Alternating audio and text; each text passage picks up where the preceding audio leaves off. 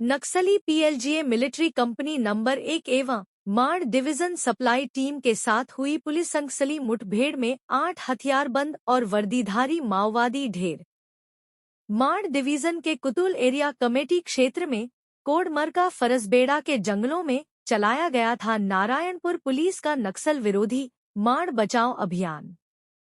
संयुक्त अभियान में नारायणपुर, कोंडागांव, दंतेवाड़ा, कांकेर जिलों के एलिट फोर्सेस डीआरजी एवं एसटीएफ के साथ 53वीं वाहिनी आईटीबीपी एवं बीएसएफ 135वीं वाहिनी का बल रहा शामिल। कुल 5 दिनों तक चला अभियान, इसमें महिला कमांडो की विशेष भूमिका रही। मौके से 1 नग इंसास राइफल, 2 नग 303 राइफल, 3 नग 315 बोर राइफल, 1 नग बीजीएल लांचर सहित भारी मात्रा में विस्फोटक सामान व अन्य नक्सली दैनिक उपयोगी सामग्री बरामद। मुठभेड़ में बड़ी संख्या में अन्य नक्सलियों के मारे जाने अथवा घायल होने की संभावना। 45 दिनों के अंदर नारायणपुर पुलिस के नक्सल विरोधी माड़ बचाओ अभियान को चौथी बड़ी सफलता।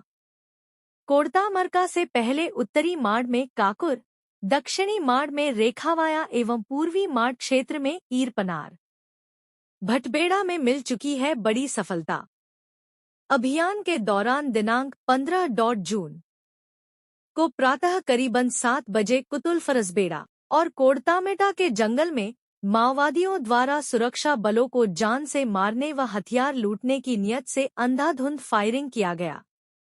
पुलिस पार्टी द्वारा तत्काल पोजीशन लेकर आत्मसमर्पण हेतु आवाज दिया गया। आत्मसमर्पण की बात को नक्सलियों के द्वारा अनसुना करते हुए और अधिक मात्रा में फायरिंग करने लगे। पुलिस पार्टी द्वारा आत्मरक्षार्थ मौके पर पोजीशन लेकर जवाबी फायरिंग किया गया। इसके बाद रुक कर अलग अलग टीमों के साथ दिन भर मुठभेड़ हुआ। बाद खुद को घिरता देखकर नक्सली जान बचाकर घने जंगलों व पहाड़ियों की आड़ लेकर भाग गए। फायरिंग बंद होने पर सभी टीमों द्वारा अपने अपने दिए गए टास्क क्षेत्र में सर्चिंग करने पर घटना स्थल के अलग अलग स्थानों से कुल 8 वर्दीधारी नक्सलियों का शव तथा शव के पास से 1 नग इंसास राइफल, 2 नग 303 राइफल, 3 नग 315 बोर राइफल, 1 नग बीजीएल लांचर एवं भारी मात्रा में विस्फोटक पदार्थ, दवाइयां सहित अन्य नक्सली दैनिक उपयोगी सामान बरामद हुआ। घटना स्थल में और भी खून के धब्बे दिखाई दिया, जिससे प्रतीत होता है कि इस मुठभेड़ में बड़ी संख्या में अन्य नक्सलियों के घायल अथवा मारे जाने की संभावना है। मारे गए नक्सलियों के नाम व पद: सुद्रू, CYPC PLGA कंपनी न 1 DVCM 8 लाख इनामी। वर्गेश, CYPC PLGA कंपनी न 1 DVCM 8 लाख इनामी। ममता, CYPC PLGA कंपनी न 1 DVCM 8 लाख इनामी। समीरा, PPCM PLGA कंपनी न 1 8 लाख इनामी। कोसी, PPCM PLGA कंपनी न 1 8 लाख इनामी। मोती, PPCM PLGA कंपनी न 1 8 लाख इनामी। अन्य 02 मृत माओवादियों की पहचान कार्यवाही जारी है। शहीद जवान का विवरण: एसटीएफ आरक्षक नितेश एक का उम्र 27 वर्ष निवासी जिला जशपुर। घायल जवानों का विवरण: एसटीएफ आरक्षक लेखराम नेताम उम्र 28 वर्ष निवासी जिला धमतरी। दूसरा जवान एसटीएफ आरक्षक कैलाश नेताम उम्र 33 वर्ष निवासी जिला कोंडागांव। पुलिस महानिरीक्षक बस्तर रेंज श्री सुंदरराज पी द्वारा बताया गया कि प्रतिबंधित एवं गैर कानूनी सीपीआई माओवादी संगठन के विरुद्ध प्रभावी कार्यवाही करने के उद्देश्य से स्थानीय पुलिस बल तथा केंद्रीय अर्धसैनिक बल द्वारा विगत दिनों में बेहतर तालमेल एवं रणनीति के साथ काम करने के परिणाम स्वरूप वर्ष 2024 में अब तक बस्तर संभाग के अंतर्गत हुई विभिन्न मुठभेड़ों के दौरान अब तक कुल 131 माओवादियों के शव बरामद की गई, जिसमें सर्वाधिक जिला बीजापुर 51, कांकेर 34 एवं नारायणपुर 26 माओवादियों को मुठभेड़ में मार गिराया गया है। शहीद एसटीएफ आरक्षक नितेश एक्का को माननीय मुख्यमंत्री विष्णुदेव साय, माननीय गृह मंत्री विजय शर्मा, डीजीपी छत्तीसगढ़ अशोक जुनेजा एवं अन्य वरिष्ठ अधिकारियों एवं जनप्रतिनिधियों की उपस्थिति में राजधानी रायपुर में राजकीय सम्मान के साथ सलामी एवं श्रद्धांजलि दी गई। इसके उपरांत शहीद के पार्थिव शरीर को हेलीकॉप्टर के माध्यम से गृह जिला जशपुर अंतिम संस्कार के लिए भेजा गया। विगत 5-6 महीने से लगातार बस्तर संभाग के अंतर्गत प्रतिबंधित एवं गैर कानूनी सीपी महोदय संगठन के विरुद्ध में प्रभावी रूप से अभियान संचालित की जा रही है, जिसके परिणाम स्वरूप उल्लेखनीय सफलता सुरक्षा बलों को प्राप्त। पूर्व में जिला नारायणपुर की अबुजमार क्षेत्र में थाना कोकमेटका, फरसबेड़ा, कुर्तामरका इन इलाका में प्रतिबंधित एवं गैर कानूनी सीपी महोदय संगठन की मार डिवीजन तथा कंपनी नंबर 1 की और अन्य जो फॉर्मेशन का महोदय कैडर्स की उपस्थिति की आसूचना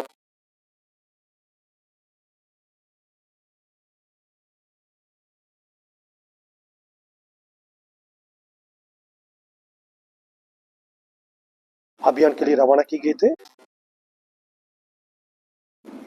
इस अभियान में भूमिका रहा और अभियान के दौरान कल 15 जून को प्रातः 7 बजे से लेकर लगातार अनेक बार फरसबेड़ा, कुर्तामरक इलाका में सुरक्षा बल एवं माओवादी के बीच में रुक रुक कर फायरिंग होता रहा।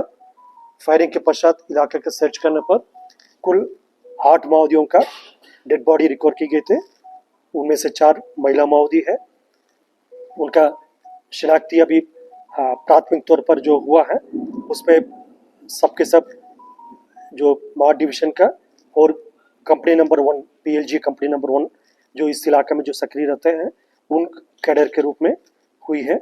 उसमें जैसा अभी इनिशियल जो आइडेंटिफिकेशन हुआ है उसमें डीवीसी रमेश उर्फ सुद्रू और अन्य जो डीवीसी मेंबर्स ममता और जैसे मंगली कोसी इस प्रकार का जो माओवादी कैडर्स का शिनाख्ती हुआ है।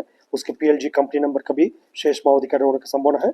उसमें जैसा माओवादी का शिनाख्ती कार्रवाई जैसा भी प्राथमिक एलएमजी से लेकर AK-47 इंसास SLR 303 इस टाइप का graded weapons, BGL launchers, BGL shell इस प्रकार का काफ़ी बड़ी संख्या में माओवादियों का ग्रेड वेपन्स भी रिकवर की गई थे। और माओवादियों को जो कैडर प्रोफाइल भी देखा जाएगा, स्टेट कमेटी मेंबर से लेकर डिविजनल कमेटी मेंबर और एरिया कमेटी मेंबर और खास तौर पर जो पीएलजी बटालियन और पीएलजी कंपनी का जो माओवादी कैडर्स का भी डेड बॉडी इस पर रिकवर किए गए थे। और बीजापुर एक मुठभेड़ में सागर है जो company number CRC company number 2 का उनका भी डेड बॉडी रिकवर किए गए थे।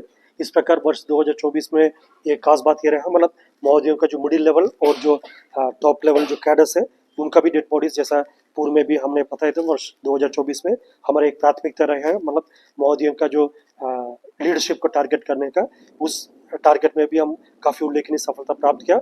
और पीएलजी जो फॉर्मेशन है जो आमतौर पर जो लड़ाई में यदि पीछे भाग जाते या हमें उस प्रकार का सफलता अभी तक प्राप्त नहीं हुआ, उस फॉर्मेशन के साथ भी हमें काफ़ी डेड बॉडीज जो पीएलजी कैडर्स का भी रिकवर किए गए थे। इस प्रकार अब तक नक्सल विरोधी अभियान में काफ़ी एक ट्रेंड हमको वर्ष 2024 में देखने मिला। और जैसा आने वाला भी मानसून समय के लिए भी हमारा पूरा तैयारी है। कुछ माओवादी कैडर की शिनाख्ती यदि रह जाते हैं उसका हमारा कोशिश ये रहेगा आने वाला बहुत जल्दी उसका भी शिनाख्ती करके उसका डिटेल हम शेयर करेगा।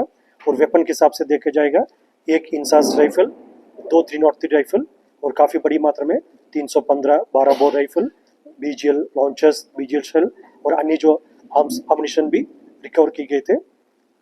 इस मुठभेड़ में हमारा सभी STF, DRG, केंद्रीय अर्धसैनिक बल के जवान काफ़ी बहादुरी से मुकाबला किया। विशेष तौर पर जिसके साथ ज़्यादा मुकाबला हुआ वो हमारा STF की जो ट्रूप्स है, जिसमें बहादुरी से ये मुठभेड़ में लड़ते लड़ते हमारे वीर जवान तेज का उन्होंने शहादत प्राप्त किया।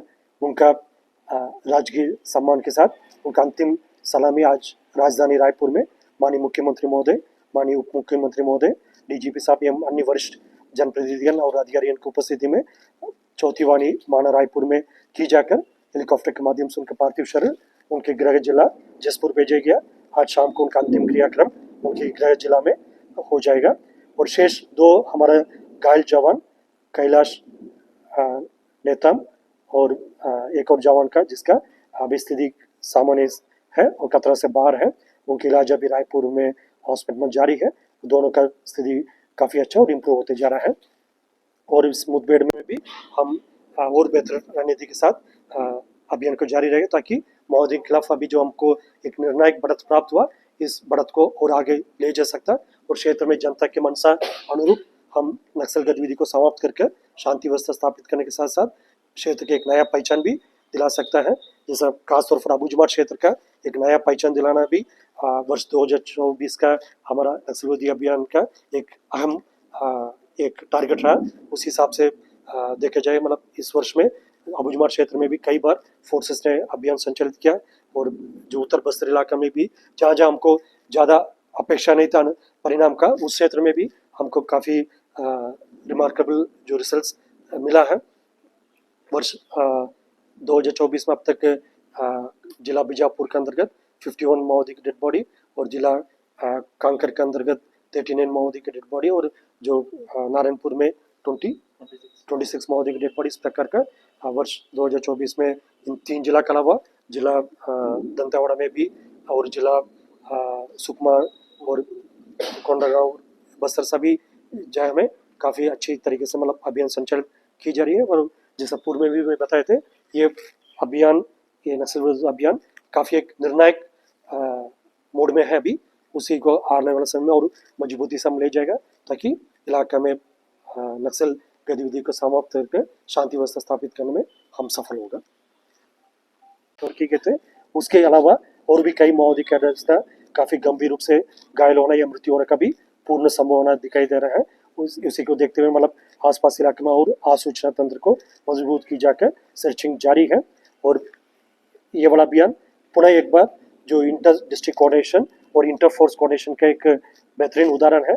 जैसा मैं पहले भी बताए थे, इसमें डीआरजी नारायणपुर के अलावा बाकी 3 जिला का डीआरजी टीम, जैसा दंतेवाड़ा, कांकर, कोंडागांव का डीआरजी टीम्स थे और एसटीएफ टीम, जिनका इस मुठभेड़ में काफ़ी एक उल्लेखनीय भूमिका रहा।